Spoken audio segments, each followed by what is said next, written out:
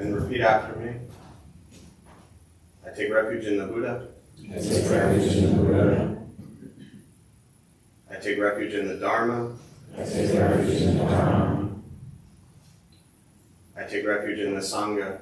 I take refuge in the Sangha. Keeping the palms joined.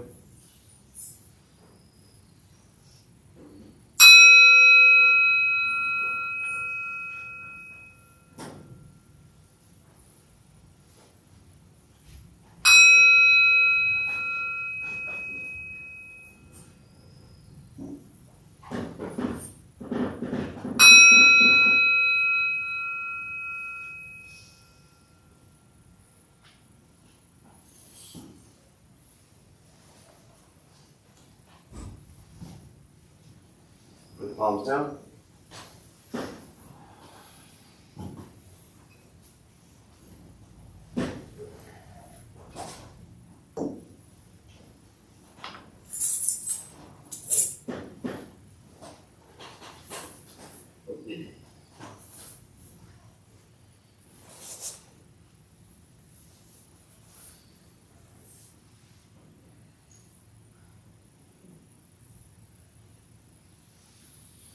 All right, good morning, everybody.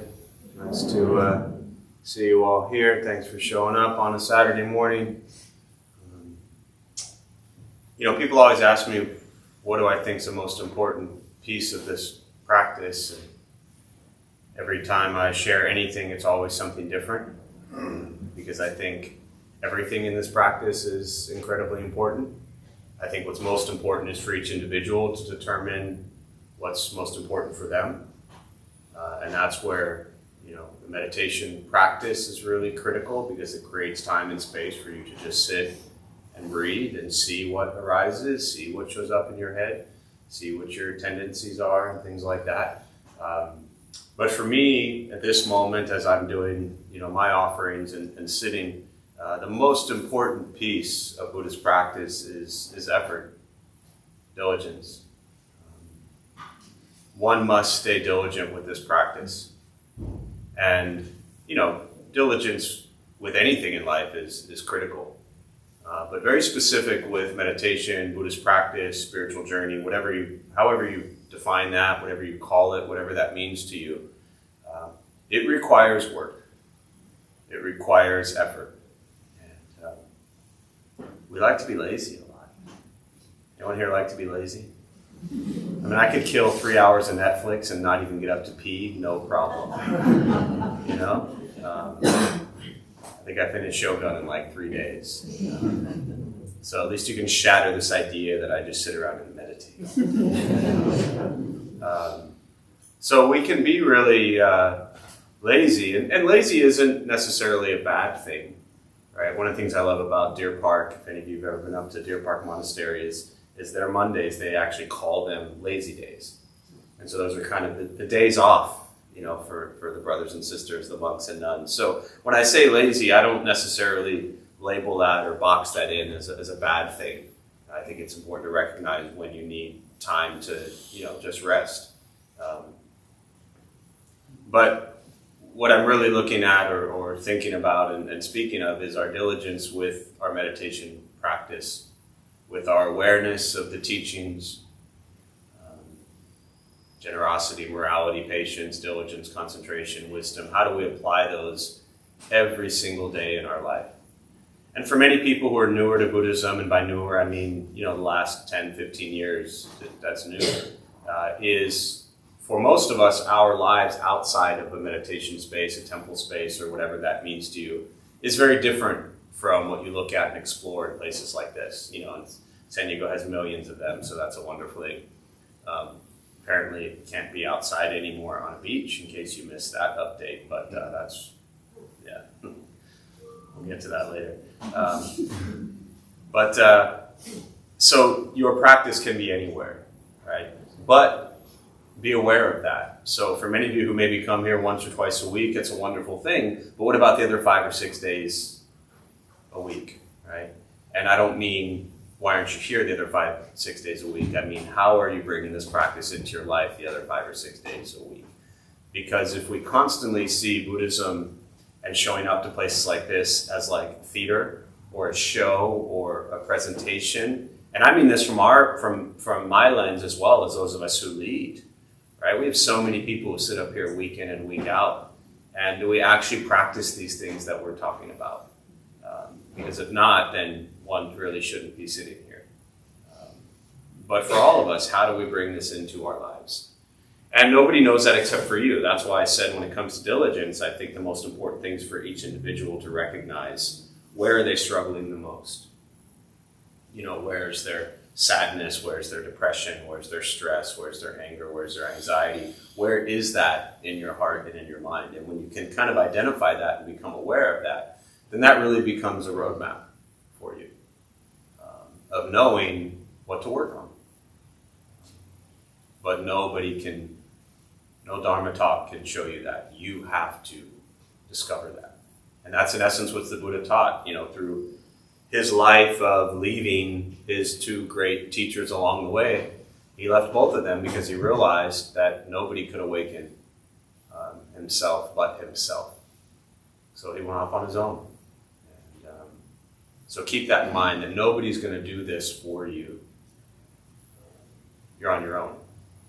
And that can be very liberating, and that can be very scary. It just kind of depends on where you fall. So stay diligent with your practice. Continue to recognize out there when you get annoyed and triggered and frustrated, and come back to loving kindness and compassion and joy and equanimity. Come back to forgiveness and understanding and patience with yourself and everybody else when the world out there isn't doing what you want it to do. Because if you haven't figured it out by now, the world out there is never going to do what you want it to do, at least probably not in our lifetime. So with that, we'll start with the meditation practice. To our millions of YouTube followers, thank you for showing up. Glad you're here. Feel free as you are to say hello. There's a chat box on your screen somewhere. A couple things before we begin, especially for those who might be new. Nothing's going to happen to you. You're not going to float away. You're not going to have any mystical, magical experiences. The mind that races all day long is not going to shut off. Don't judge your practice, meaning don't ask yourself, is this working or not working? Are you doing it right or wrong? We're just going to sit, we're going to breathe. You'll hear sounds inside the room, sounds outside. This is life. Life is filled with chaos, and this practice is learning to get quiet and still within all of the chaos. Posture, you want to be comfortable if you're on a cushion. Often it helps, however you're sitting, sliding to the front third, pushing the stomach forward, allows the back to straighten, shoulders are relaxed. If you're on a bench or chair, again, however you're seated, also trying to sit upright, relaxing the hands on the knees or in the lap, whatever's comfortable. If you need to move, simply move. Movement doesn't make you a bad meditator, it just means your leg hurts or you have an itch. So simply move and return to stillness. And if you are brand new, do not expect to empty your thoughts or think nothing. Your mind will race. I'll say things periodically to remind you that you're lost in thought and bring you back to present moment, or to wake you up because you've fallen into a deep sleep. Also, nothing wrong with that, but nice to try to wake up. I'll guide us as we begin, and we'll settle into some silence.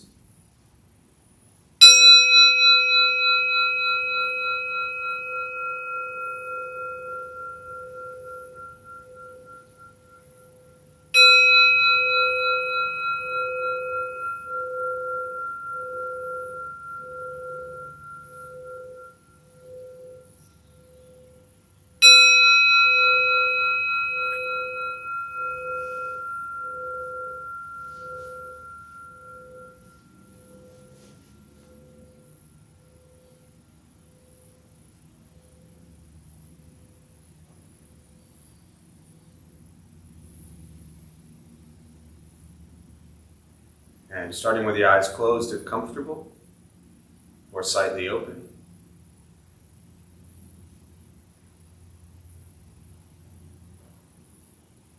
Mouth is open or closed, whatever's comfortable.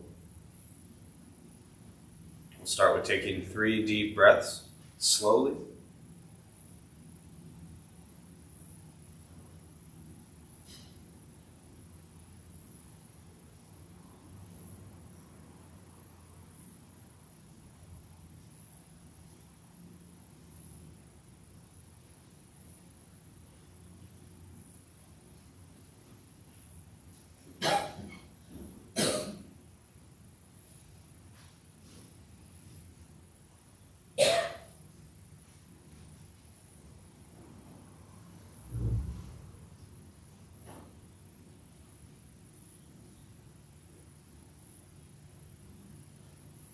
eventually, settle into a natural rhythm of the breath.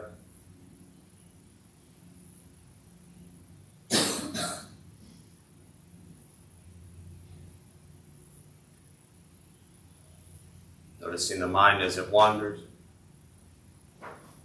jumping from thought to thought.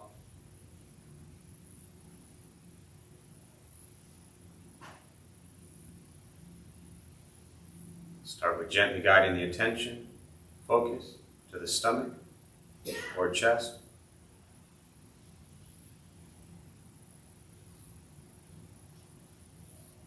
Breathing in, feel them rise. Breathing out, they fall.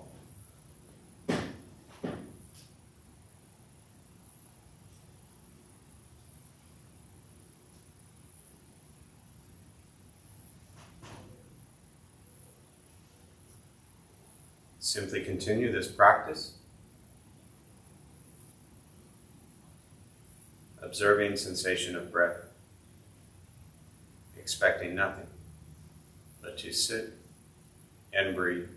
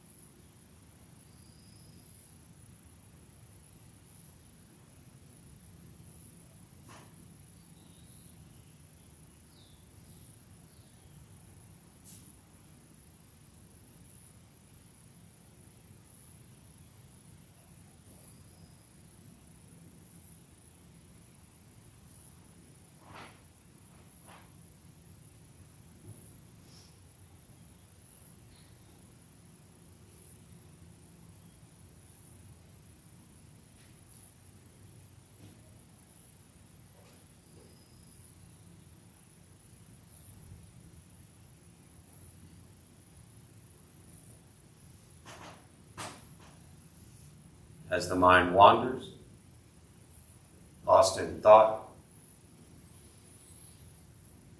recognize it.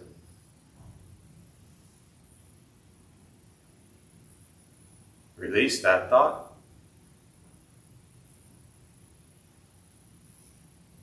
Return attention, focus to the breath.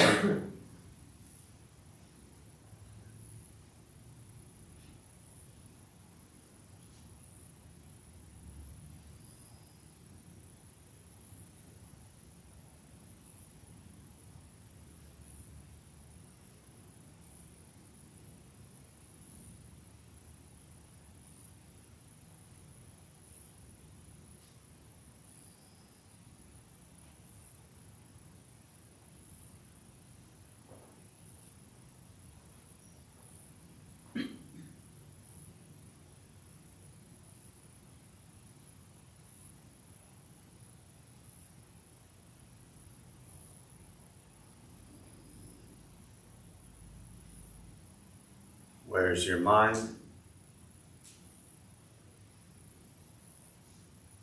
Lost in thought? Return to breath.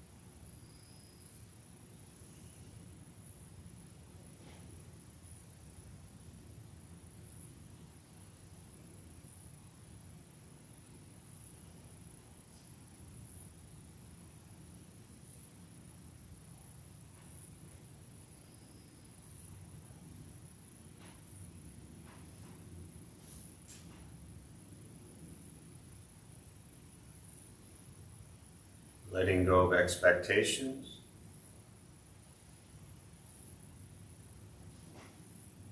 Letting go of judgments from the practice. Just sitting. Breathing.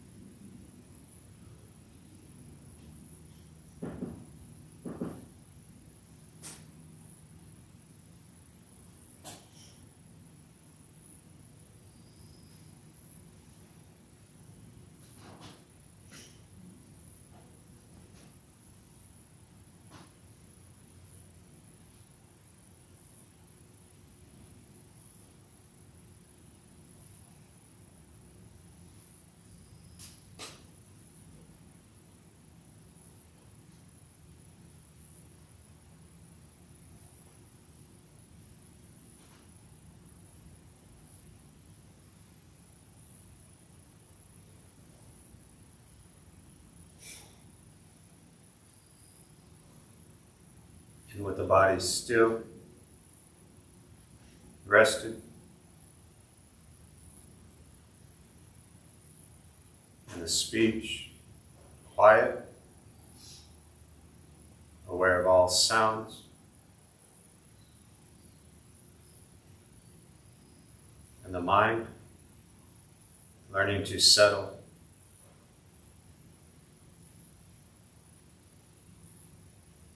Know what it's like to just sit and breathe.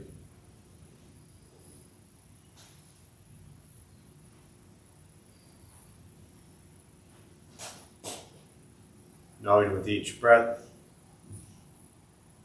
there's nothing else to do.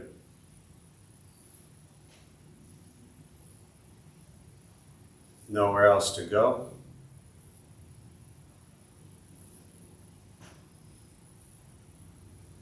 And no one else to be.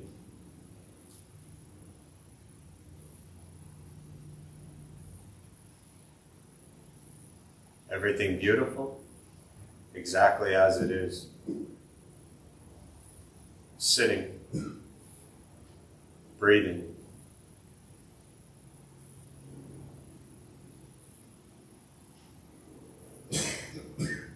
Once again, taking 3 deep breaths, slowly.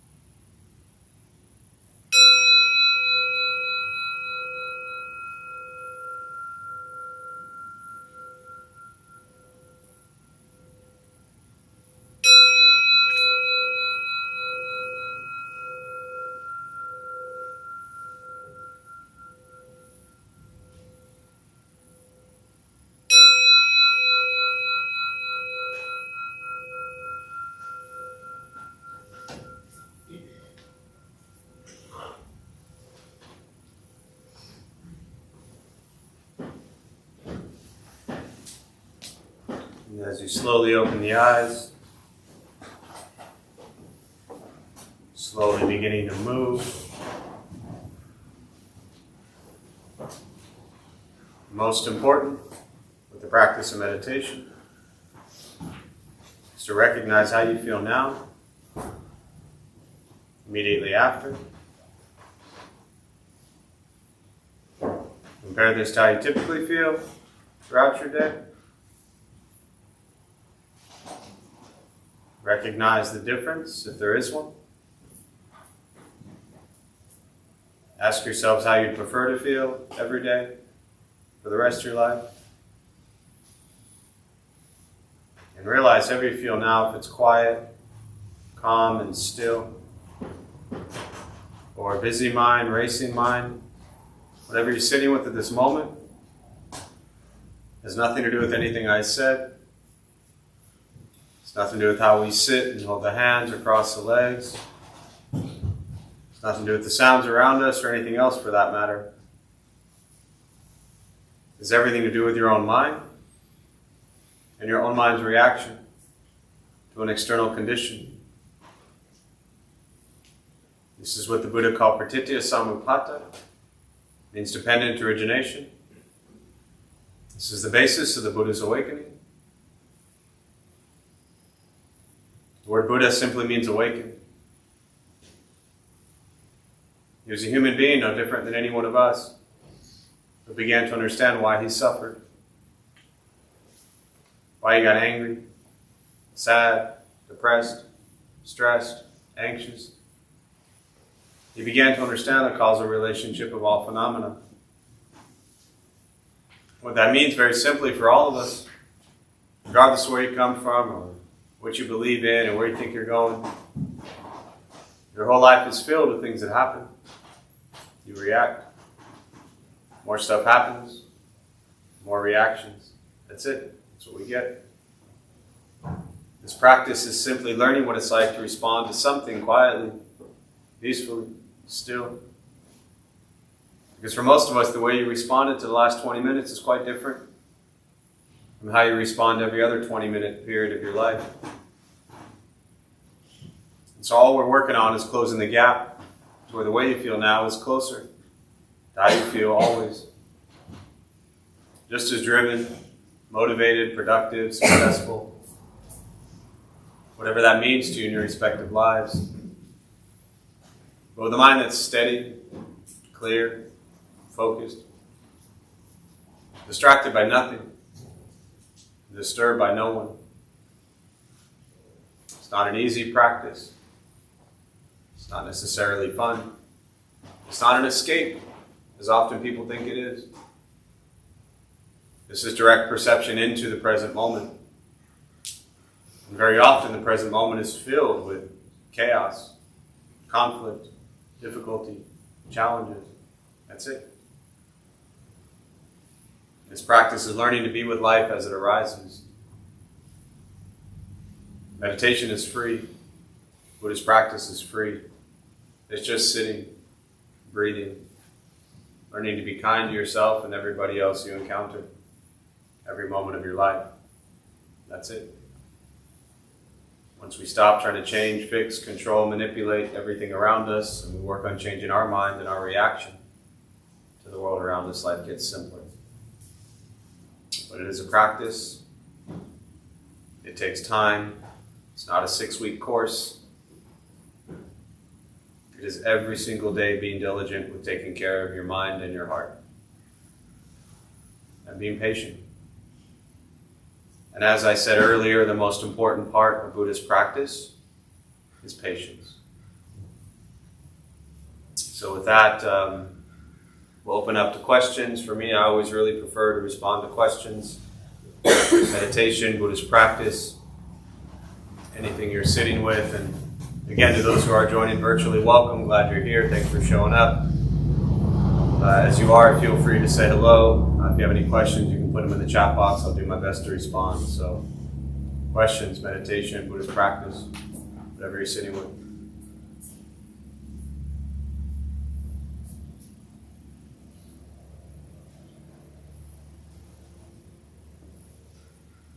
Could you talk about the Sangha, just the sort of the concept of Sangha and what it means in your practice? Yeah.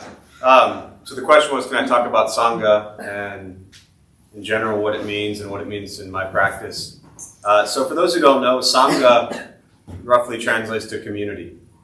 And at the very beginning when we join palms and we take refuge, it's part of what's called the triple gem in Buddhism, the Buddha, the Dharma, the Sangha.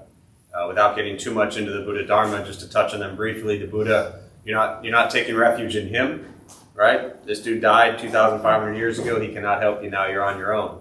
You're taking refuge in what's called bodhicitta or Buddha nature, in a sense that the Buddha was human just like we are. He figured out how to end his suffering, and we are no different. We can also figure out how to end our suffering. So we take refuge, safety, comfort, protection, in this idea that we too can end suffering.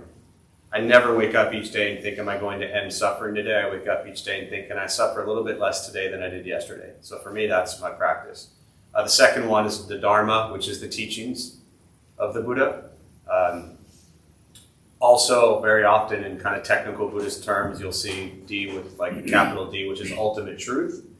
Not truth spoken by the Buddha, but the true nature of reality, which is completely different from what we all perceive.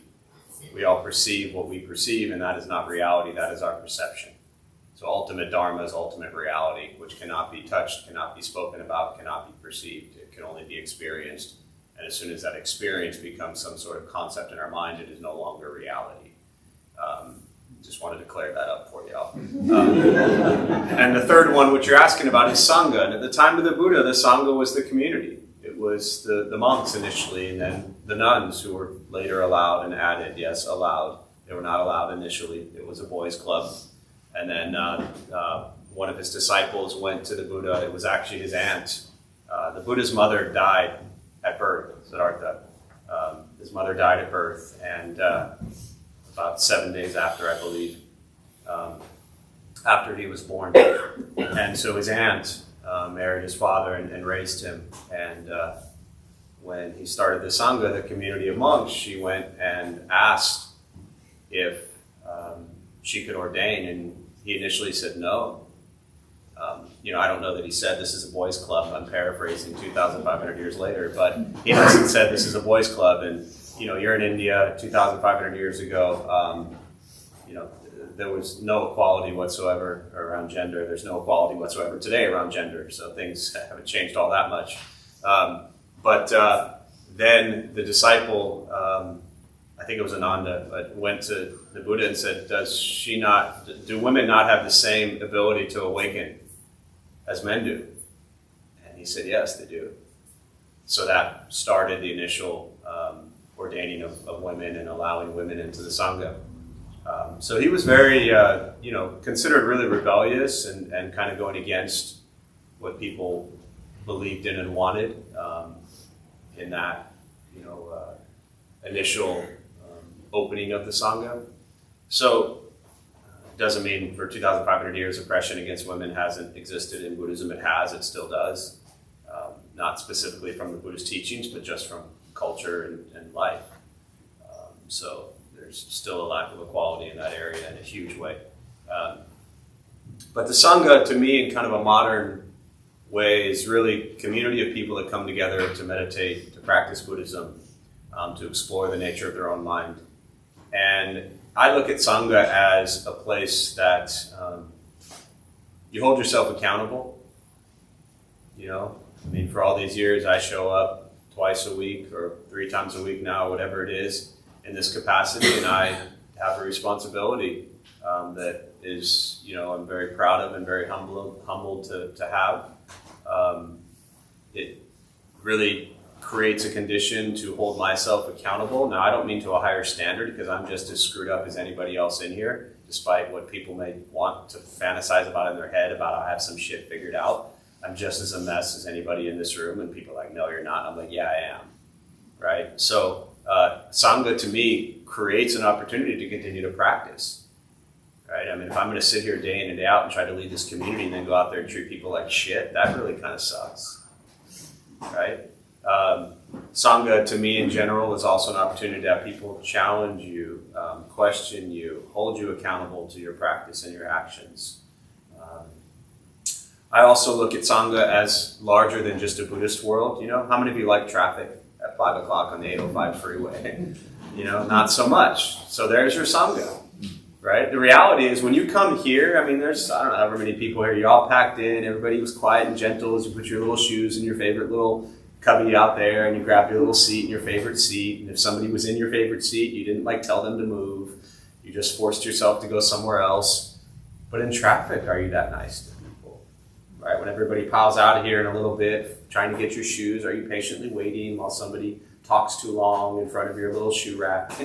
Yeah, you're probably not screaming at somebody telling them to get out of your way so you can grab your damn shoes. But in traffic, if somebody, God forbid, actually turns in front of you, you want to chase them down for 3 hours. So if you see Sangha as traffic, if you see Sangha as family, if you see Sangha as the people you work with, right? The people in the grocery stores, the people making your coffee, the simple things, simple meaning everyday things. It's amazing to me how many people get pissed off at the fact that their latte was made the wrong way. Didn't get enough pumps or whatever, or your waffles weren't quite toasted how you wanted them, whatever it might be. So if you see everyone as your Sangha, maybe you treat them differently. That's my take on Sangha. Yeah. Does that help? Mm-hmm. Yeah. Morning.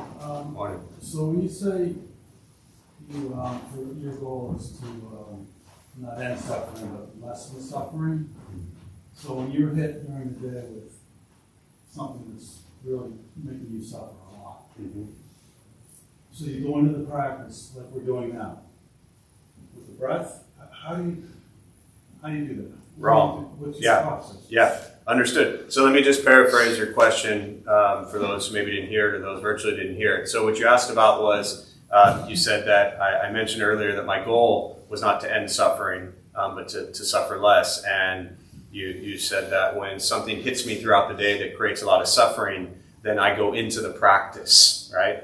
And that's where I said wrong. There's your first mistake. Meaning, one perceives life, daily life, things that happen, separate from practice. What I'm suggesting is that everything in your life is practice. So when things hit you, as you say, that would create suffering, in other words, things that you don't like, which are going to happen every single day of your life, in case you haven't figured that out by now. In fact, that's why people end up here. We eventually realize, oh wait, I can't make the world do everything I want it to. So we search and we seek, right? I don't look at meditation as a band-aid. Just solve, like even in your physical gesture, you kind of reference like, okay, so then you go into practice. As if what I took from that, and I could be wrong, I'm wrong a lot, but what I took from that was when something hits me throughout the day, that then I like put up a timeout and I go into some meditation practice. No, that's not the approach. That's the band-aid, right? The approach is you cultivate daily practices of meditation, daily practice of loving kindness, daily practice of compassion, daily practice of wisdom. So when things hit you every single day that you don't like, you don't need to go run to your little meditation place. If you do that, then you're going to spend the rest of your life running to something. That's the escape that someone asked about this the other night. But that's the escape that's often that I'm referring to when I reference this isn't the escape. When you have problems in your life, don't run to meditation. Now, let me add to that. If you're going to turn to something that is unhealthy and make things worse, which we often do, then by all means, run to meditation. But my suggestion is not to look at meditation as the band-aid that's going to solve the problem. My suggestion is to cultivate this practice daily, so when life just completely blows up on you, you're like, oh yeah, that sucks. And then it just doesn't hit you the way that you described it. And your life will crash and burn every single day if you watch it. The question is, how much does that affect you? And as you continue to practice meditation and look at these teachings and bring the teachings into your life can completely blow up and crash and burn, and you're just like, oh yeah, this is fun. Does that make sense? Not easy. But often people look at meditation and Buddhist practice as like, you got a headache, you pop 2 Advil. The next day you got another headache, you pop 2 more Advil. Next thing you know, you spent 50 years popping Advils. Why don't you figure out why you're getting a headache? Stop the headaches. You don't need the Advil. Yeah. Would you say something about the little gold chalice things on that shrine and the ones on the altar? The tea lights? Tea light. Oh, is that what they are? Yeah. Because I can't see from here. Yeah. Okay. So that's funny because in all these years, nobody's ever asked about that shrine, but in the last 2 days, basically, people asked about that. So that is the piece itself, briefly, like the wood piece that's on it, when we took over here 7 years ago, that was actually the lectern that was embedded right here. You can see where it's kind of cut, and we fixed that. Moved the lectern there because we didn't want, there was actually one over here also. We didn't want like lecterns here, it didn't fit our style, but that's a really cool 97-year-old piece of wood. So we moved it over there and created kind of a little shrine space, and that's a medicine Buddha Tanka, a medicine Buddha for health and healing. So we put flowers there and do offerings there. People come want to do offerings for health and healing to the medicine Buddha. And a very dear friend of ours who practices Pure Land Buddhism as well, he brought the tea lights and very frequently makes offerings to them, so we've left them there for now. But so it's for us another shrine, medicine Buddha shrine. Yeah.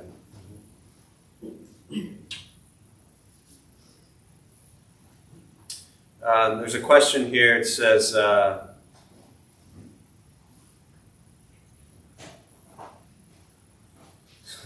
so the question is, how can we maintain peace and well-being when we are often surrounded by chaos and the pressure of responsibilities of work and home.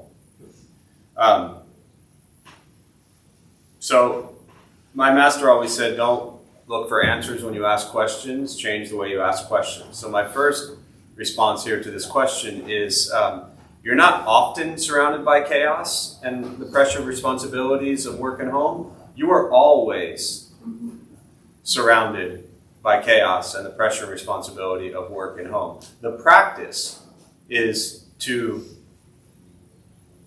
in many ways, no different than what I just said earlier, but to understand that chaos is only chaos if we perceive it to be chaos. Meaning, if we destroy this construct and box of how we think everything should go, most likely what you're describing as chaos is just life happening. But you're not okay with it. You don't like it. You don't want it. So you define it as chaos. Once you define it as chaos, then you feel as if it's something you need to fix or change. My question to you is, how can you not afford to maintain peace in moments of chaos and when you have the pressure and responsibility of family and home? And I also look at, I suggest looking at, work and home. My suggestion is to try shifting even the way you phrase that as like pressure and responsibility. Maybe look at it as an honor. Like how beautiful is it to have a home and family to take care of? Congratulations. Like that's a wonderful thing. And if we perceive that as this, like, to me, when I hear pressure and responsibility, I think of like burden. It's beautiful to have a home to take care of, work and responsibilities. Like, how fortunate are you? How privileged are you? How blessed are you? How incredible is that? And at the same time, your work and your home and everything else you describe is never going to go how you want it to go. So learn to appreciate life as it is. Find gratitude for, if you have pressures of work, responsibilities of work, you know what that means? You got a job. If you have responsibilities of home, you know what that means? You have a home. I suggest being grateful for both. And it's a lot easier to find peace when you sit in a place of gratitude versus a place of burden. And again, these are just words on a screen, so I'm doing my best to respond to that, but hope that's helpful. What else?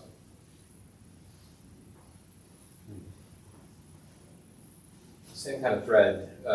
What about finding the gift or acceptance in suffering? Like that it has a light to it behind it in direction or wherever else. Yeah. So the question around, suffering, what about finding, I think you said the gift in suffering and, the light behind it. One of my favorite, I love how, I love it, and it's also annoying at the same time, how people bring kind of these modern Western psychological terms and phrases, and they try to spin them. You're not even doing this right now, but I'm about to do it. That's why I'm saying it. And they try to spin it into like some Buddhist thing, right? Like this whole, there's light at the end of the tunnel, right? Well, ultimately in Buddhist practice, there is no light, there is no dark, and there is no tunnel. But people often say like, oh, I love this stuff because there's light at the end of the tunnel and all this shit's happening to me to make me stronger, and we try to justify and spin why bad things are happening, that we learn from them. Like, things just happen, okay? Now, to your question specifically, the first noble truth the Buddha said in life is what? Suffering. He wasn't kidding. I don't recommend kind of spinning it to say like, well, the suffering is a gift. The suffering is just occurring. Begin to explore the first noble truth. Life is filled with, for those who are brand new, the word is dukkha.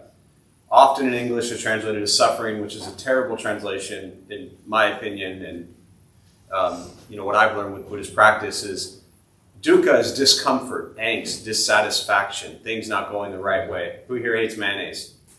Okay, Marcy, you go to a deli, you order a sandwich, what do you order? No, what do you say? No mayo. You get mayo on your sandwich, how do you feel? Trash, right? Straight to the trash, right? Just dismiss them, right? Never going back to the, you go back, you give them a 1-star Yelp review, you know, like a Google review, they gave me mayonnaise, and next thing you know, like, and you're not allergic to mayonnaise, right? So the mayonnaise wouldn't have killed you, but this is dukkha, this is discomfort, this is angst, this is dissatisfaction. This is what the Buddha was talking about with dukkha. It's not always heavy, traumatic, pain, loss, death, all these types of things. That is included in dukkha. But most of the dukkha we experience every single day is like the mayonnaise on the sandwich, you know? So keep in mind that that's the First Noble Truth. Life is filled with that. That's what he said. Very often people who are new to Buddhism or newer to Buddhism are like, well, okay, life is suffering, I got it, but now what? The Second Noble Truth is the cause. The cause of suffering, the cause of dukkha, is greed, anger, and ignorance. So I don't look at suffering as like, oh, this great, I'm suffering.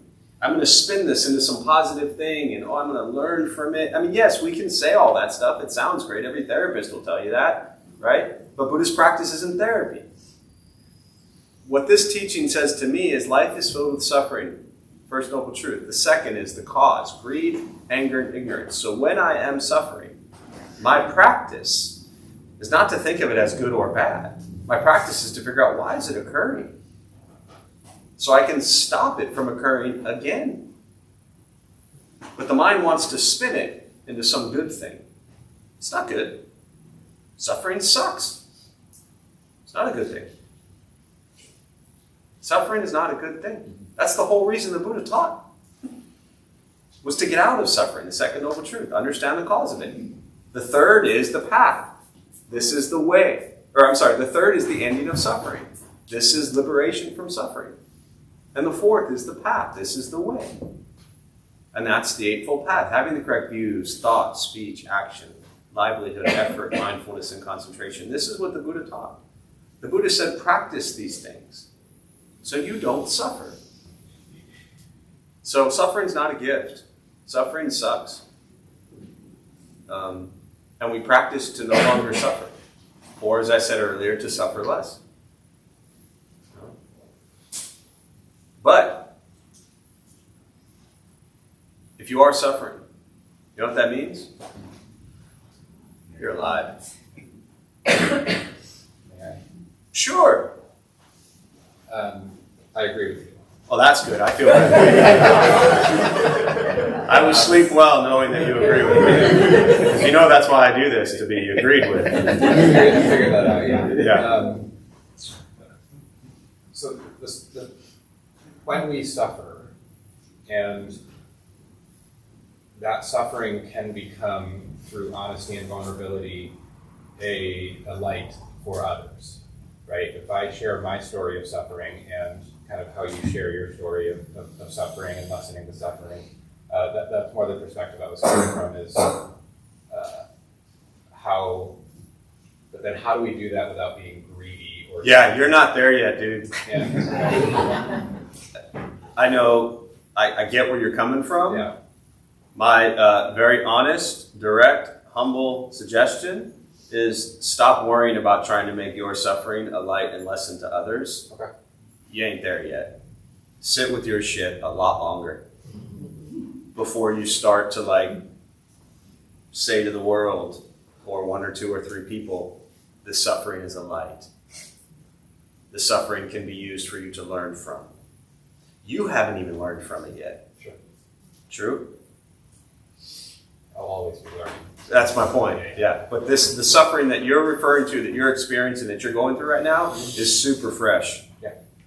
And you got to sit with that for a couple years before we start thinking about how we can use that suffering to help others. That's my suggestion. Thank you. Yeah.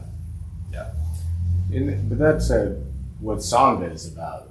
Yeah. We can all watch each other suffer and Totally. see the validity and the experience of being human. Yeah. Yeah. And suffering, what's that? The misery loves company, right? So, I always talk about like people, to Tim's point, right? People often think, especially if they're newer to a place like this, they're like, oh, I'm going to get into Buddhism. I see pictures of monks and nuns, and they look so peaceful and happy. So I'm going to go meditate and be around a Sangha community, and I'm going to go be with all the peaceful, happy people. I know most of you in this room. This room is not filled with people who are peaceful and happy majority of the time. It might trickle into your lives every once in a while, and hopefully more often, right? But the Buddha said we suffer because of greed, anger, ignorance. And the people who do stuff like this are okay exploring their levels of greed, anger, and ignorance, or you wouldn't keep showing up. So by that definition, what the Sangha is made up of, to your point, is people who are exploring, expressing, sharing their greed, their anger, and their ignorance. So share it in this context with the people that are exploring it, but not as a means to say to other people, like, I'm going to use this to help you. Help keep that kind of a lid on that. Yeah. Yeah. I've struggled with diligence, so it's probably one of the things that is the hardest for me in every facet of my life. And where I made, I think, a lot of progress is that I am at least diligent with my body. I show up. Yeah. And the last few months, though, you see me here 2 or 3 times a week. I go to work, I go to sleep at a good time, I eat the right food, I go to the gym, and I'm just not there for it. I'm mentally. Not there for what? I'm not mentally diligent. I feel like I'm not present in any of it. So there's just yeah. It's physical diligence that I feel like I'm cultivating. But I don't know if this even makes sense, but there's a cognitive diligence. It's a start. It is. Did you watch a lot of cartoons when you were a kid? Of course. Okay. Do you remember, and I don't know, there's probably various cartoons that did this, but the cartoon, and it was Droopy, I think it might have been Droopy. Did you see the one where Droopy's babysitting?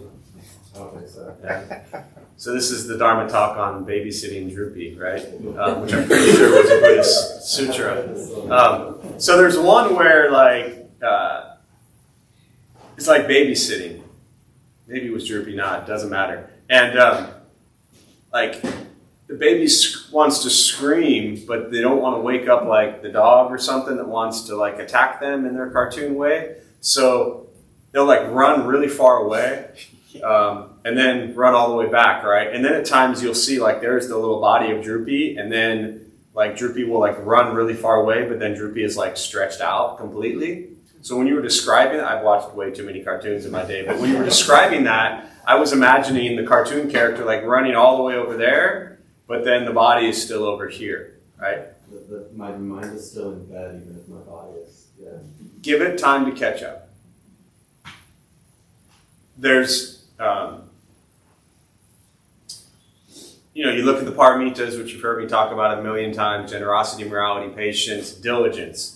Ironic that those two are back to back. My suggestion for you is really just keep being patient, right? You're here, you're asking that question. It even kind of shocked me because I was like, dude, you're here every day, So keep showing up to, and I don't mean just here, but to bringing this practice into your life, but apply patience, right? Because for me growing up, the challenge for me wasn't anxiety or stress, it was anger and depression. And so if I'd been angry for 30 years, it was going to take more than 3 months or 3 years for all that to just go away.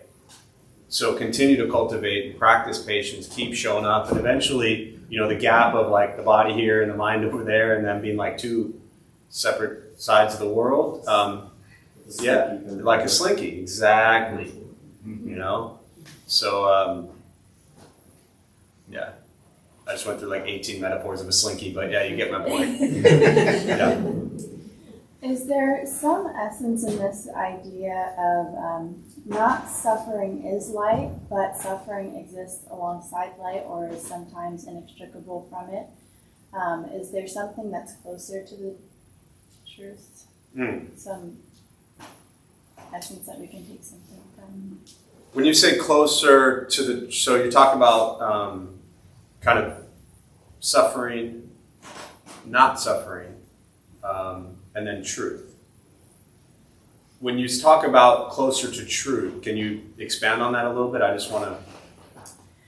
I guess where I'm coming from is that there are certain challenges I've had in life that have given me a deeper sense of joy, a deeper sense of gratitude by nature of this contrast. For sure. And to be able to see the fullness of life and all of that exists alongside each other is where this like richness comes from. Oh yeah, I mean, completely ignore everything I said to Doug over here, right? Like, there absolutely every experience in life that creates a deep sense of suffering that I'm sure all of us in this room have gone through in various ways. All of those moments of suffering, then very often, even if not immediately or right away, and sometimes maybe never, but somewhere on that extreme, or on that kind of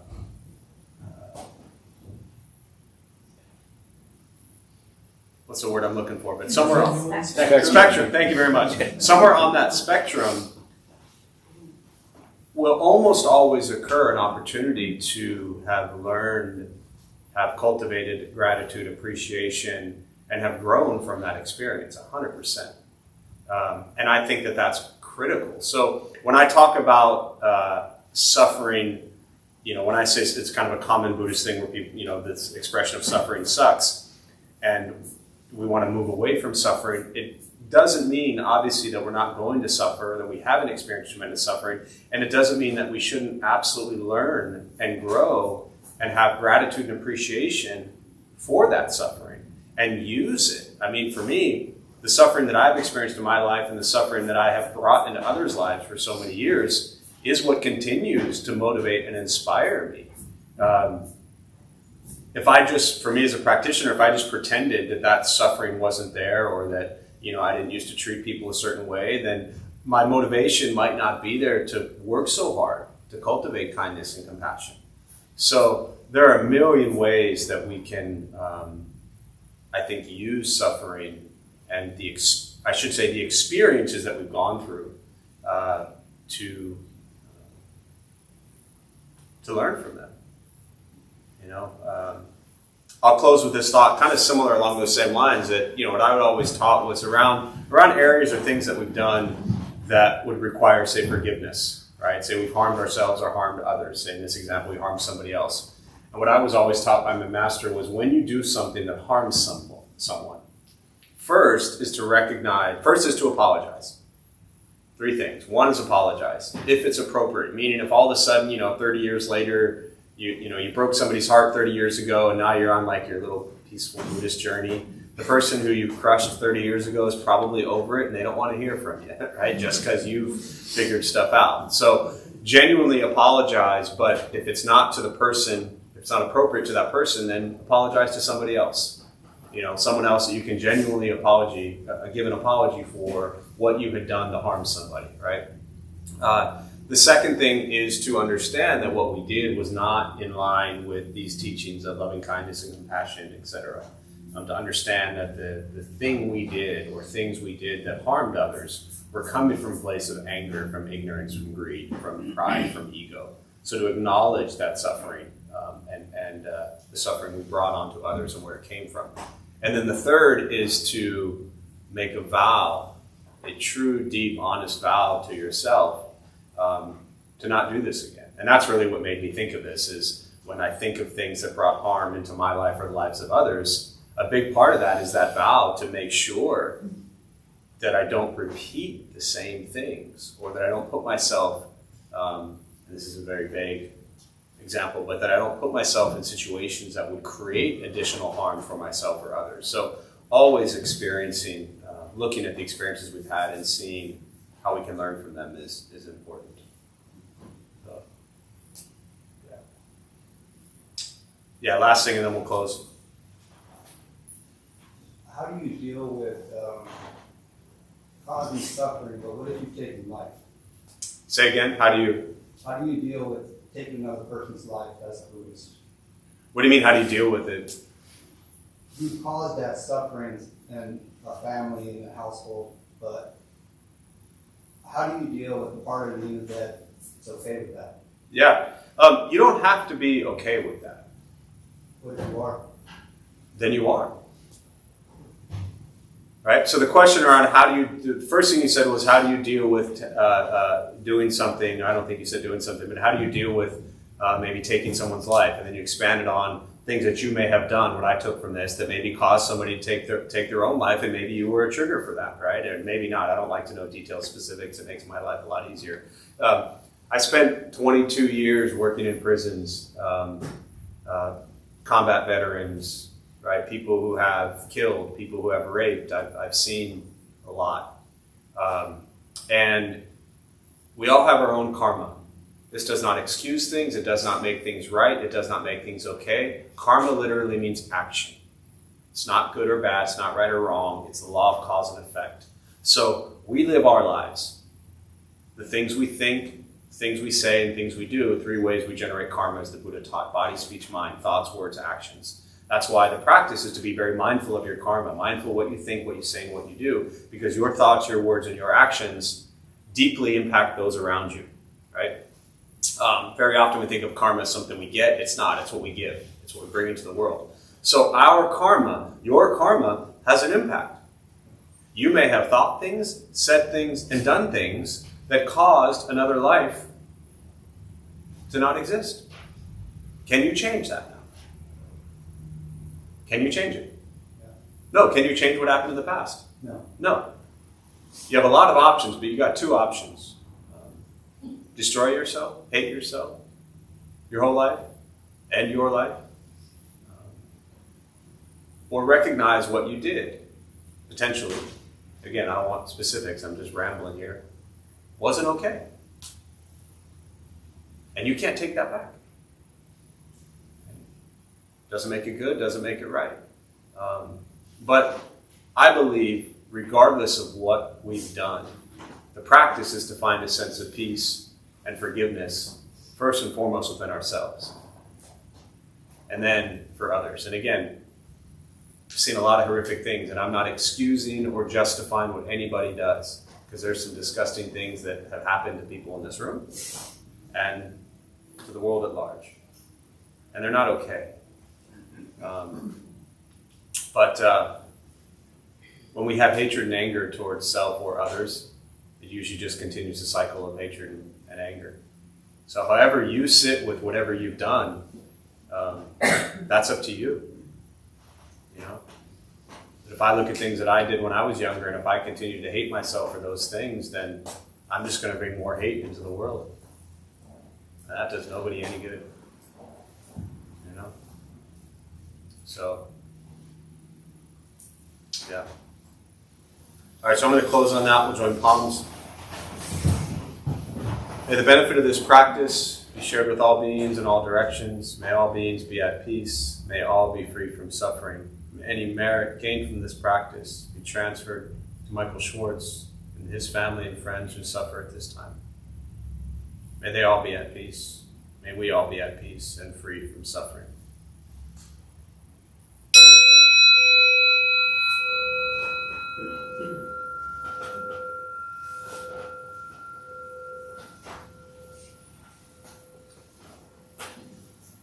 All right, a few quick announcements before you all head out. Thanks for being here. My name is Jeff. I'm a Dharma Bum. We opened up this temple 17 years ago to introduce Buddhist practice to those who show up. Those of us who lead, we're not monks, we're not nuns, we're not gurus, we're not masters, we're not teachers. We're not looking for students, we're just practitioners. We do our best to take our understanding of Buddhist teachings and put it into terms that hopefully make sense to those who show up. Every night we have different practices going on, people leading from a different Buddhist tradition. Thursday, 4:30, we do a food redistribution program. So anytime you think your life sucks and you lack gratitude for all you have, go feed people who sleep on the street, and it tends to put things into perspective. That's every Thursday, 4:30. A couple things. For those of you who are moms in the room, happy Mother's Day tomorrow. It's a beautiful time for those of you who carry pain around Mother's Day. Make sure to send love and compassion to yourself and others as well. These holidays and things we celebrate are not always joyful for everybody. They're also very painful for people, so keep that in mind. If anybody wants some jade cuttings, it's the last day we're going to leave them out there, but you'll see a whole row of them out there. Feel free to take any that you'd like or all that you'd like. Jade cuttings, if they completely disappear and end up in people's yards, that's fine too. And then we are looking for, I would love like maybe 3, 4, 5 people that want to stick around. There's an area that we just want to pull some weeds out on this side of the temple, so if anybody wants to stick around for like 30, 40 minutes and cut through weeds, it's pretty light work, so we'd love some help, and I can meet you out front in the garden if you want to help with that. Otherwise, thanks for being here. Appreciate it. Buddha for you.